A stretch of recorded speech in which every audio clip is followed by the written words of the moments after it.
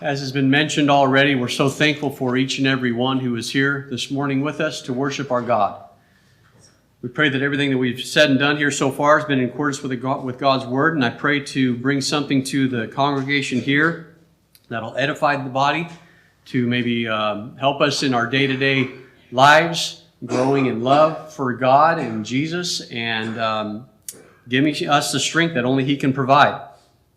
We're continuing our series that I've been putting together for the life of Joseph, and we're in part 5 at this point, dealing with chapter 39 and a specific event that happens there in chapter 39. And this particular section of Joseph's life is something that I believe that nearly every one of us deal or can relate with on a daily basis.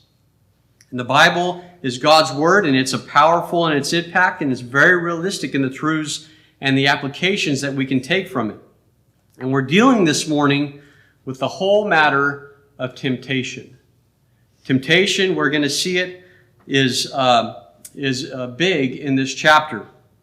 Temptation is an enticement to evil or to sin. And temptation, in and of itself, is something that is known to everyone.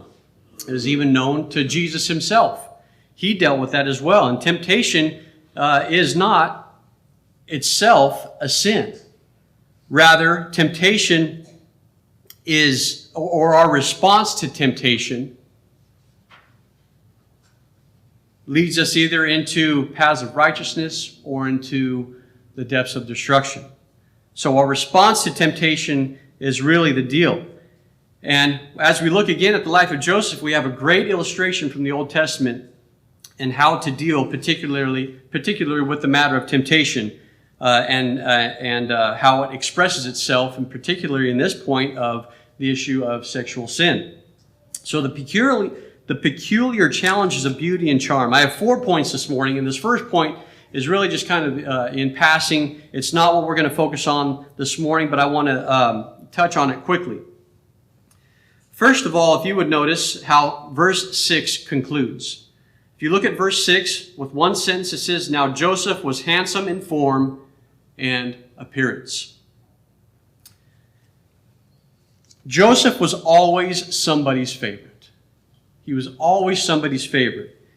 In the few chapters that we've already gone through, we found that he was the favorite of his father. We find him to be this favorite of Potiphar in this section. Now all of a sudden he's become the favorite of Potiphar's wife.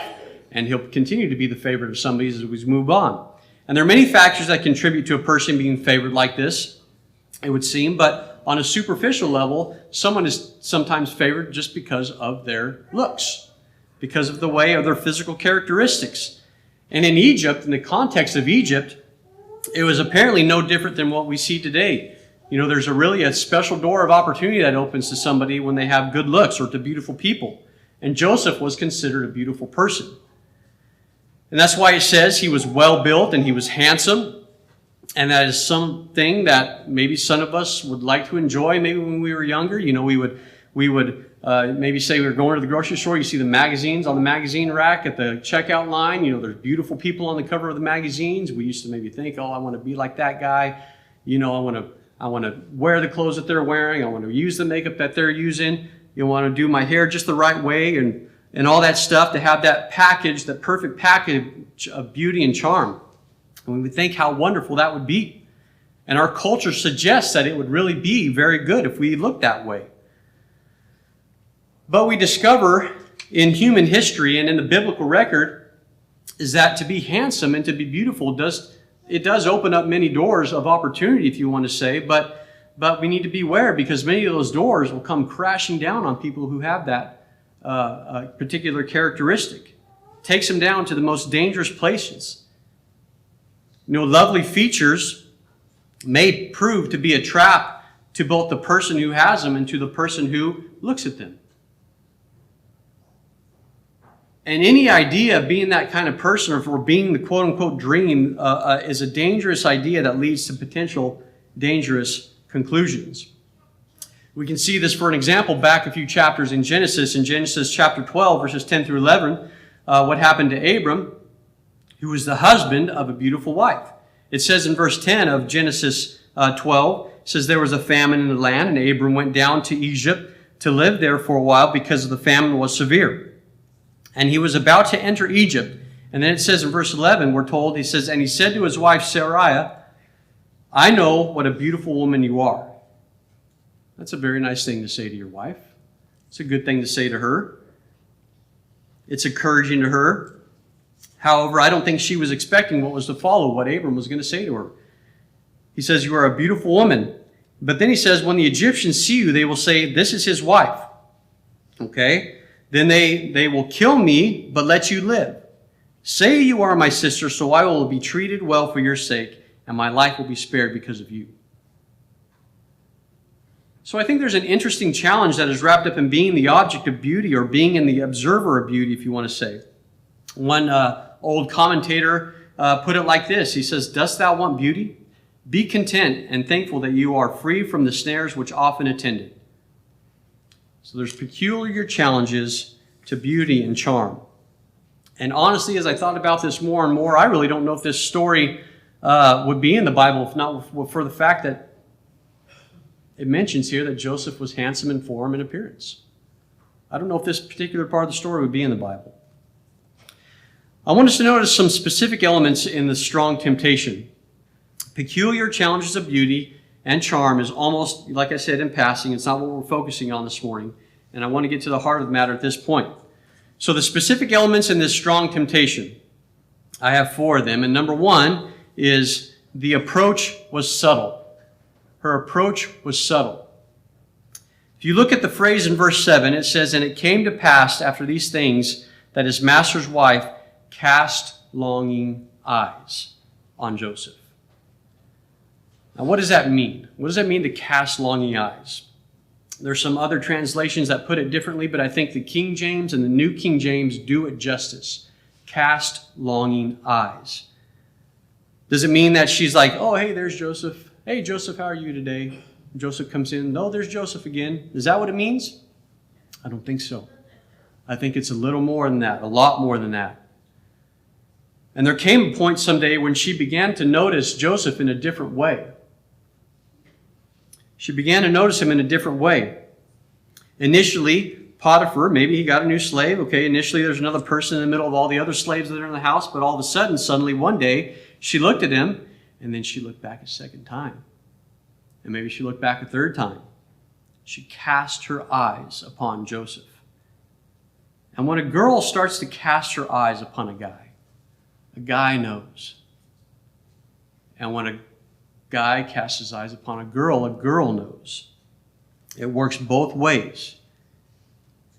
And she began in her mind to look a little differently at him in a way that does not reflect the characteristics of maybe a Christian, if you want to say.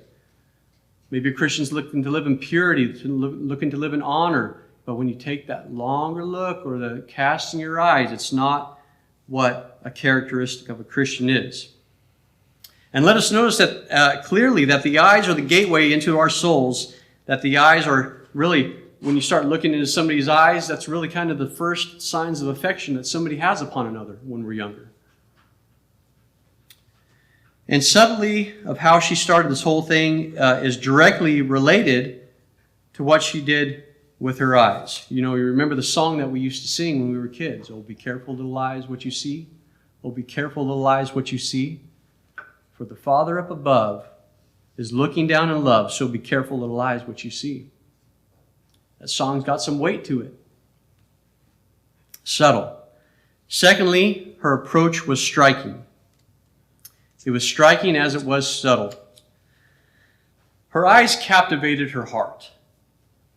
And as a result of that, she completely lost control of all of her modesty, all of her self-control entirely. You know, does she not have any shame about her? How could she be so bold in her approach to Joseph and to approach adultery? How could it happen? How does it happen? Where does it start? Where do the propositions emerge from?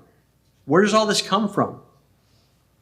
And the reality is that Potiphar's wife was actually clearly feeding lust to the level of her imagination.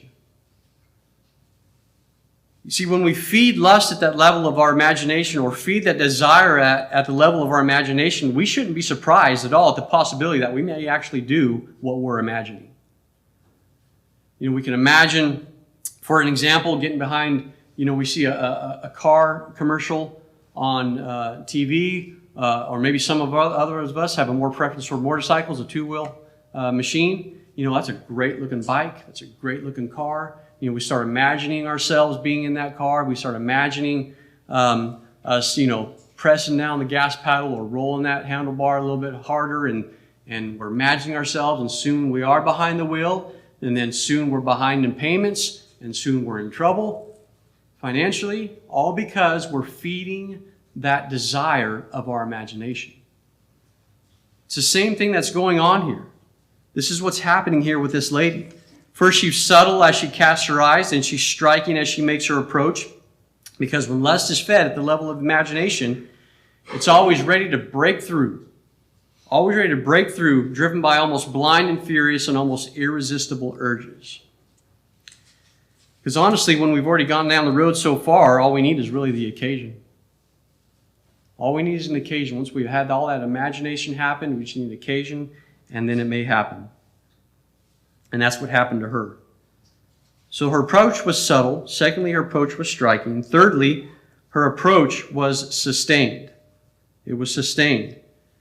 And it would appear from verses 8 and 9 that Joseph's refusal really only made him more desirable to her. And we see that in verse 10. It says she bugged Joseph day by day. Day by day. So what did she say to him when she came to him day by day? We're not told specifically, but we can imagine, because she expressed herself very clearly. Joseph was certainly knowledgeable about the proposition she was making to him.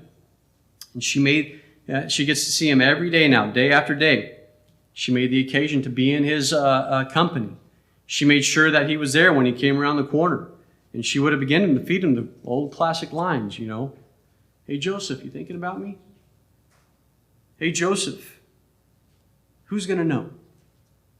Hey, Joseph, just this one time. I'll say nothing. Well, just one time, Joseph, I'm not going to say a thing. We'll forget about it. We don't have to talk about it anymore. Potiphar, he's a great guy, but, Joseph, you're something so much better than him. The classic lines that can come with this stuff. Now, the thing about this point is that Joseph, in his response to this woman, was equally clear. Equally clear about what he wanted to do. This lady she was neither corrected by time, nor was she turned away by Joseph's refusals. Joseph kept telling her, no, no, no, no, no, but she kept on and kept on and kept on. So what does this tell us then? It really tells us something about the nature of allowing ourselves to be held or consumed in the grip of lustful imagination. It really tells us a lot about it. Time won't fix it, and the concerns of others weren't curing it, and we become enslaved to a temptation, and she clearly was. And fourthly, her approach was strategic. It was subtle, striking, sustained, and strategic. In verse 11 it says, "But it happened about this time when Joseph went into the house to do his work, and none of the men of the house was inside." Bingo. Perfect opportunity for her. That is the time. She planned it. She took the opportunity and ran with it. Did she create that opportunity? There's no one to say. But we don't want to make her worse than she actually is. But she would have been glad to have that opportunity, and she would have welcomed that opportunity.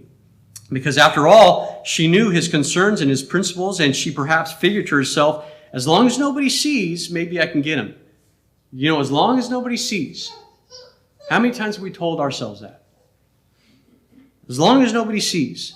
And it's interesting, when we sin, we think that way. As long as nobody sees, as long as our friends don't know, as long as our brothers don't hear about it, as long as mom and dad don't find out about it, we're going to be okay. That's not the issue. God knows. God sees. That's the issue. That's the issue. And if the man's concern was only whether anyone would know, if that's what Joseph's concern was, if anyone was able to know, or maybe just secrecy was all that was going to hold him back. Well, this was the perfect opportunity for him to sin. But he didn't. And he wouldn't. And she discovered that he wouldn't. And she comes again to him and she grabs him, it says in verse 12, she caught him by his cloak. Now surely she didn't just grab him and say, oh, like you do an old buddy, hey Joseph, how you doing, man? Slap him on the back, good to see you again. No, that is not what she did. She wasn't happy to see him because he was an old buddy of hers. She grabbed him by the cloak. You see, the subtleties of a seductress are far more dialed in than that. She came to him in a way that was most desirable, and she laid her hands upon him in a way that was really absolutely compelling. And if he had managed to this point to stay at arm's length away from her, she finally had him in his grips at this time. So now Joseph can see her exactly as she is. So she's gone down from the road of her eyes to her feet and to her hands. Firstly, through her eyes. Through her eyes, she imagined what may happen. Then with her feet, she puts herself in the position where the opportunity is. And then with her hands, she expresses her longing for him. And that's really how temptation works. It starts in our mind. And if we succumb to that temptation, then we move with our feet towards it, and then we grasp it with our hands.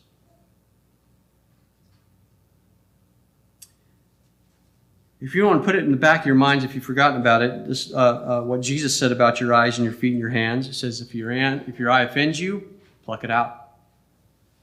If your hand offends you, cut it off. If your feet offend you, remove them. Like Barney Fife said, nip it in the bud. Get rid of it. Be done with it.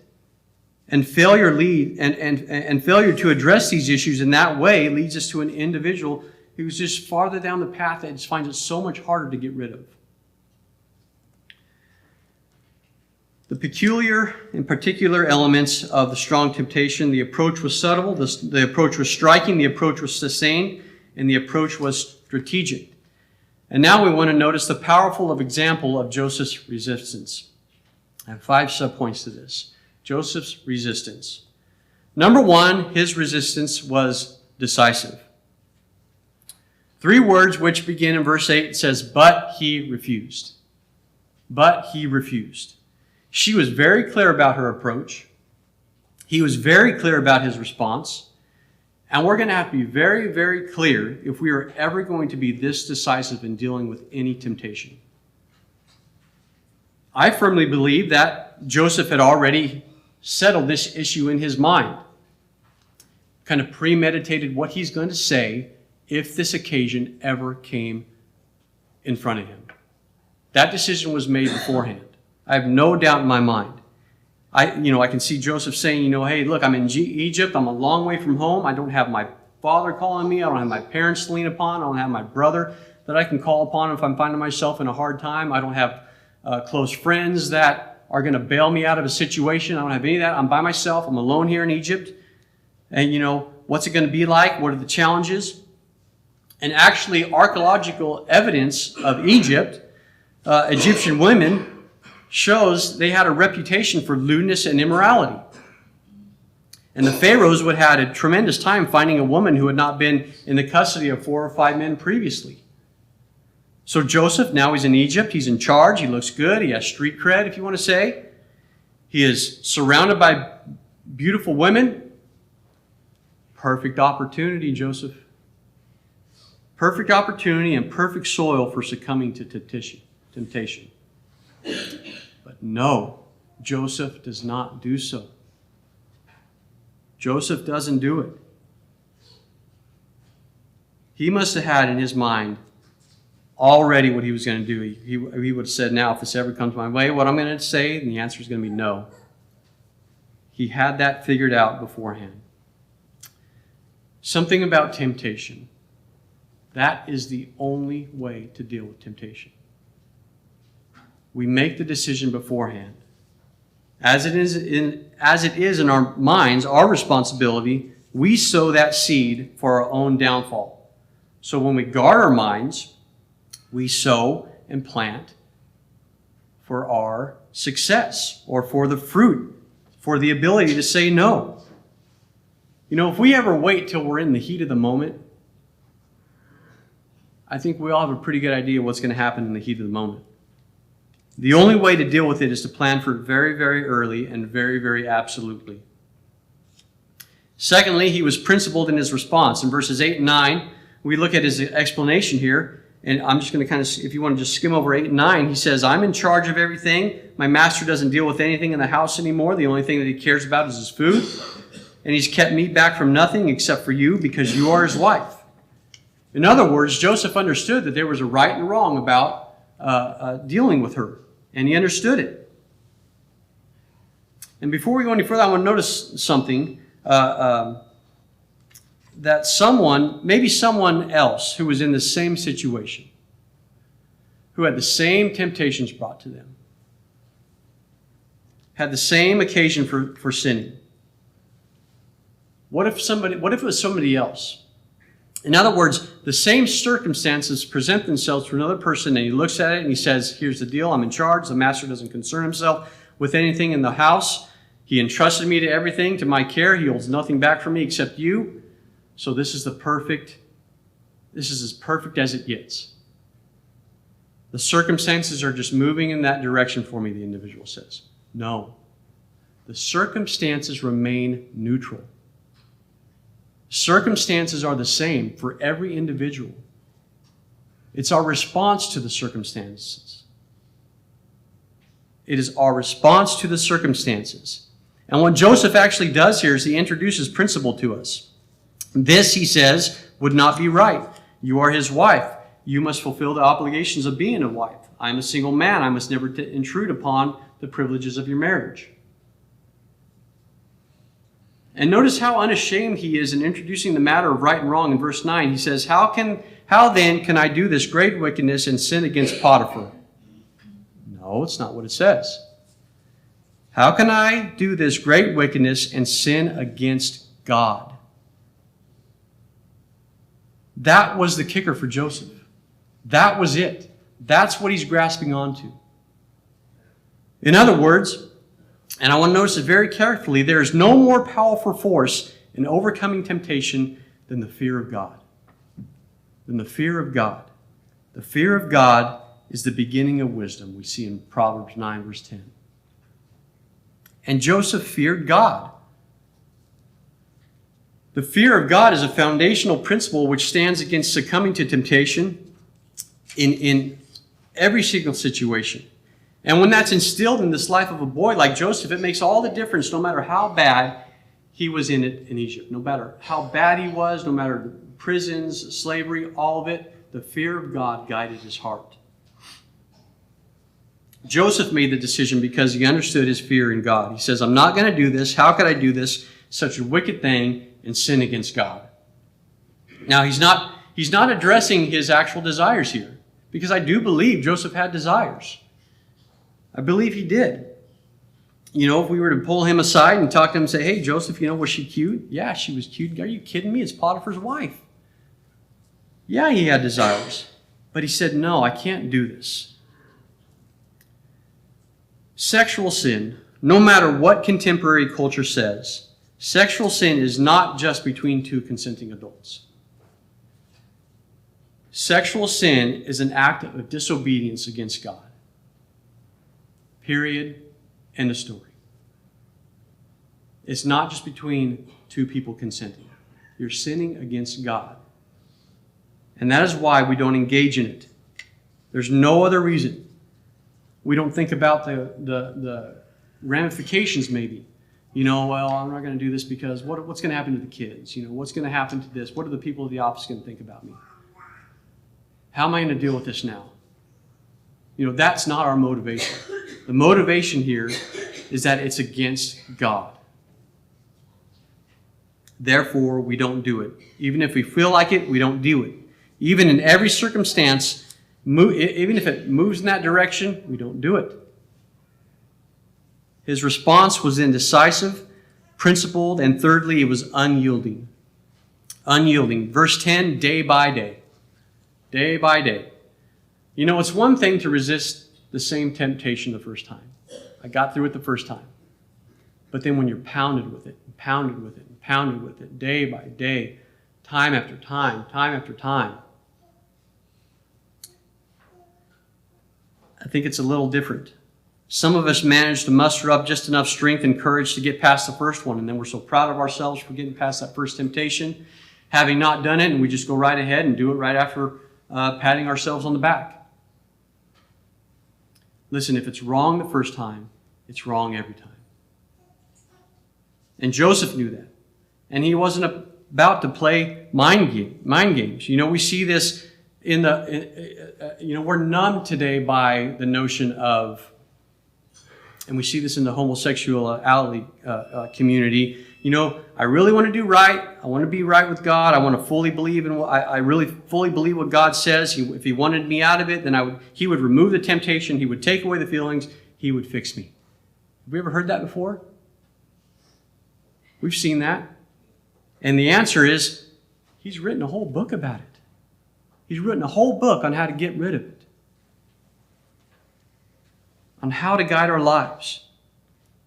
And He's probably 99% of the time not going to get rid of the temptation.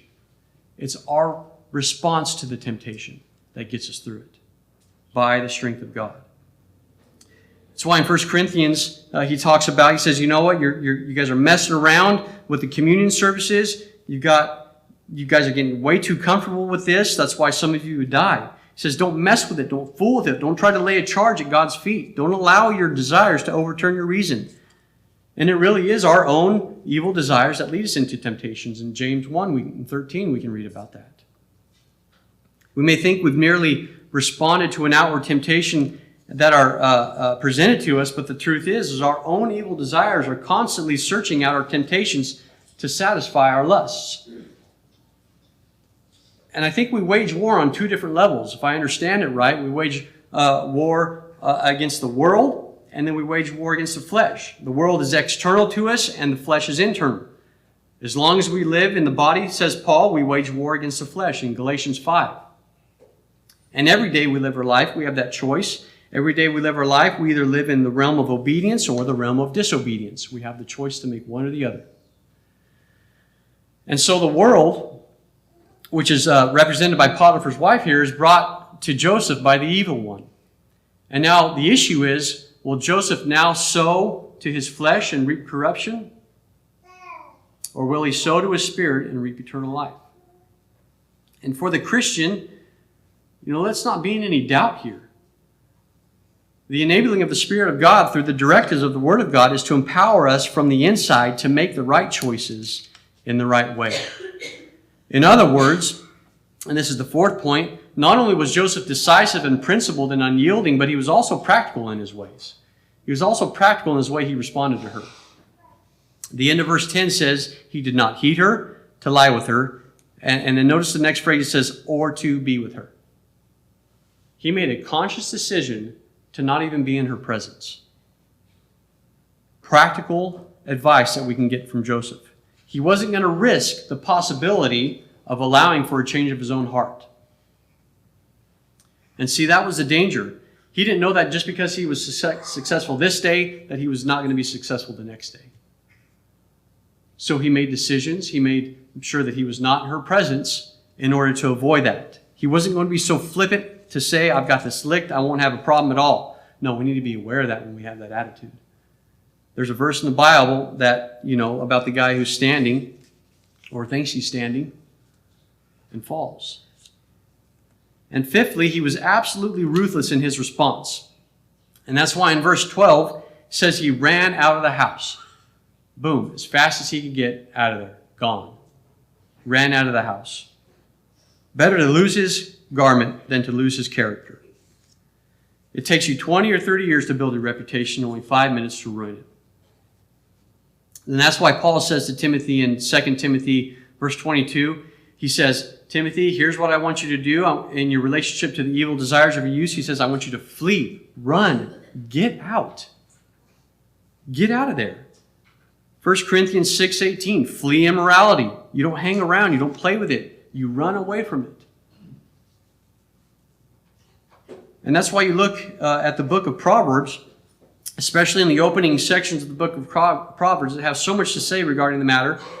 If you want to read the first 7 chapters of Proverbs on your own, that's great. If you want to turn to Proverbs chapter 5, we're going to spend just a few verses there. In Proverbs 5, this is Solomon. He's saying to his son, he's saying, listen, in the relationship to adultery, don't go there. Don't go there. In verse 11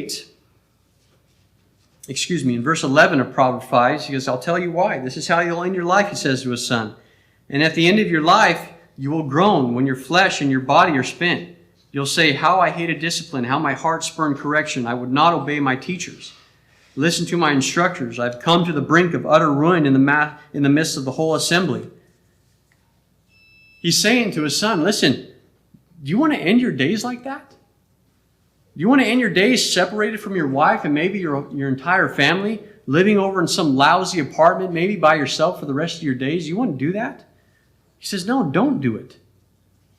He says, let me tell you how to avoid it. And picking up in verse 15 of Proverbs 5, it says, drink water from your own cistern, running water from your own well. Should your springs overflow in the streets, your streams of water in public squares. Let them be yours alone, never to be shared with strangers. May your fountain be blessed, and may you rejoice in the wife of your youth. May she be to you like a loving doe, a graceful deer. May her breast satisfy you always. May you ever be captivated by her love. Why be captivated, my son, by an adulteress? Why embrace the bosom of another man's wife? If you want to turn to James 1, if you're following along, James chapter 1, beginning in verse 13, he's talking about temptation. He says, when tempted, no one should say, God is tempting me. That's the first thing. God never tempts anybody. God is never and cannot be the source of temptation, so we can't lay the problem of temptation at God's feet. We can't blame it on God.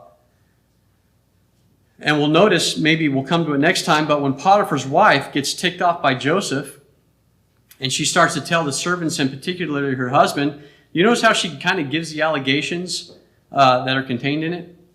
She says, this Hebrew slave that you brought, Potiphar, your slave Potiphar, see, you shouldn't have brought him in here, Potiphar. This would have never happened. You see, she's trying to put the blame on her husband when it was really her fault. Of course it wasn't Potiphar's fault. But if we ever find ourselves in that kind of situation, we'll do everything we can to reach for anything and maybe even try to blame God in that situation. God is unsusceptible to evil and cannot tempt to evil. Well, then we read in Matthew 6:13, it says, lead us not into temptation. What does that mean?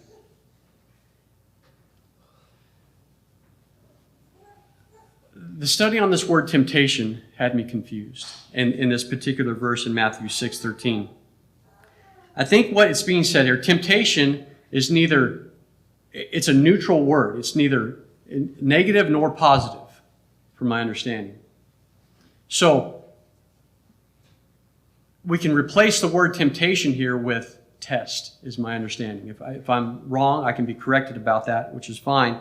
God sets up testing, or temptations, if you want to say, which are tests that he sets up for us as students to pass, or trials to pass. And the temptations or testings of God for us to be fashioned and to be formed and to be disciplined and be structured and to be learned from and to move on from. The evil one's temptations are there to bring us down to the grave. Satan sets us temptations for failure. God sets temptations up for passing, for good, for tests, for trials. So God is never the author of temptation, James 1:13. Secondly, temptation begins with our own individual desires. In verse 14, it says, each one is tempted when by his own evil desires he's dragged away and enticed. And then after the desire has conceived, it gives birth to sin, and sin, when it's full grown, gives birth to death. Desire conceived gives birth to sin. So sin grows. It tells us it grows. And it leads to death. Imagination plus application. So then we need to learn how to deal with temptation. We need to learn, like I said, how to nip it in the bud. So how do we do that? If we're going to deal with temptation, we have to deal with it immediately. We have to deal with it immediately. When it's just a little trickle and not a river flowing, we have to deal with it when it's small. In other words, when I become conscious of any sinful thought, any sinful suggestion, any sinful desire or deed in any circumstance, I deal with it then. How am I going to deal with it? I'm going to deal with it immediately. How am I going to deal with it? I'm going to deal with it realistically. Genesis 4:7 says, sin is crouching at your door, and it desires to have you. Sin is crouching at the door. It is ready. It's ready. We need to be understanding and realistic that it's that close. So we need to be realistic about it. And Jesus says to his disciples, watch and pray so that you don't enter into temptation. So we'll never deal with temptation unless we really deal with it immediately and we deal with it realistically. And then, thirdly, unless we deal with it ruthlessly. Matthew 5 and verse 29 and following, Jesus says, pluck your eye out, chop your hand off, cut your foot off. Pretty graphic metaphors, but metaphors nonetheless. Also, that we would deal with it consistently, establishing patterns. One old poet said, one boat goes east, one boat goes west by the same self wind that blows. It's the set of the sails and not the gales that determine which way it goes. We all have the same circumstances. It's just a matter of which way we're going to set our sails in those circumstances. Which way are they set? I'm going to go with Joseph. He's my example. He's the way I want to go. He was well built, could pump iron, he could run 100 yards faster than most. He was popular, he was pure. He did it with God's help, gritting his teeth all the way through. And so I think that's a great example for each one of us as well. We're going to respond to the temptation just like he did. Resolute. So how much is it going to take to ruin your life or to destroy your influence, to make another sorry statistic, if you want to say? 40, 50 some years to build a reputation and 5 minutes to ruin it. We're going to just deal with sin confidently. Confidently. 1 Corinthians 10, verse 13 says, no temptation has seized you except what is common to man, and God is faithful. He will not let you be tempted beyond what you can bear. But when you're tempted, he will also provide a way out so that you can stand up under it. We've seen the movies where maybe there's people who are trapped in a cave or trapped in some sort of maze or somehow, and they feel like there's no way out, and they think this is the end of it. They're going to be done for, and then maybe one of them says, you know what, I found the secret passage. I found a way out. That's what it's talking about here. There's always a way out of every single temptation we were ever presented with in our life, every single time. We just have to determine if we're going to take that way out or not. Listen, did we ever sin in the full face of temptation because there wasn't a way out? Did we ever sin because we thought there was no way out? And we'd be honest with ourselves. There's always a way out. And sometimes it's running away, just like Joseph did. As bold as that, as weird as that may feel, running away is the way out of temptation sometimes. Because as a Christian, God has pledged an escape route every single time. And the reason that you and I both have succumbed to temptation is because we refused the opportunity of exit, because we allowed our own desires to overwhelm our reason, and that's a bad plan. Genesis 39, what a great chapter. What a beautiful chapter for us to learn by. And if you think this is a call, or this morning's message is a call to pull up your socks, break a sweat, put your big girl britches on and get through it and work hard, and you missed the whole point. We can only do it by the grace of God, by the strength of God, with the wisdom of God, leaning on him every single time. It's the enabling of the Spirit of God through the Word of God that we are able to live the life of God.